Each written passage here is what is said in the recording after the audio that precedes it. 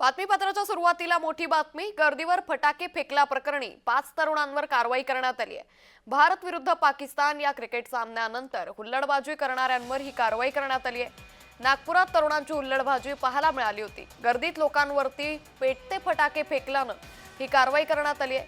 भारत विरुद्ध पाकिस्तान सामना भारतानं जिंकल्यानंतर रात्री लक्ष्मी भुवन चौकात जल्लोष साजरा करताना गर्दीवर फटाके फेकल्याप्रकरणी नागपूर पोलिसांकडून 5 तरुणांवर कारवाई करण्यात आली आहे. सामना संपल्यानंतर रात्री 11 वाजता लक्ष्मी भुवन चौकात हजारो लोकांची गर्दी होती. आरोपींनी गर्दीत लोकांवर पेटते फटाके फेकले. पेटत्या फटाक्यांमुळे अपघात होण्याची शक्यता होती.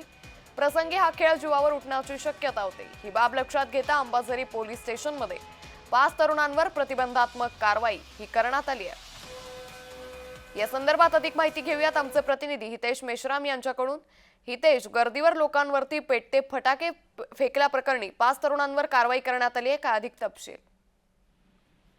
नक्कीच बघितलं गेलं तर रविवारी भारत विरुद्ध पाकिस्तान जी मॅच होती त्यामध्ये प्रथेप्रमाणे प्रत्येक मॅच नंतर आणि खास करून भारत आणि पाकिस्तान विरुद्ध जी मॅच असते ती झाल्यानंतर नागपूरमध्ये लक्ष्मी भवन चौक जो आहे तिथे प्रत्येक वेळी जे आहे ती तरुणांची गर्दी जमा होत असते.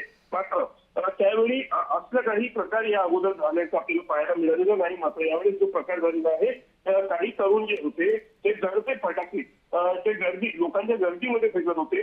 हा जो प्रकार जो आहे तो पोलिसांच्या उपस्थित पोलिसांच्या निदर्शनास आला आणि त्यानंतर पोलिसांनी जे आहे त्या तरुणांवर लगेच कारवाई केल्याचं आपल्याला पाहायला मिळत आहे. अंबाझरी पोलीस स्टेशनच्या हद्दीत हे लक्ष्मी भवन चौक असल्याने अंबाझरी पोलीस स्टेशनचे पोलिसांनी ही कारवाई केल्याची आपल्याला प्राथमिक माहिती मिळत आहे. नक्कीच या तरुणांवरती आता प्रशासनानं कारवाईचा बडगा उगारल्याचं पाहायला मिळतंय. धन्यवाद हितेश, आपण दिलेल्या सविस्तर माहितीसाठी.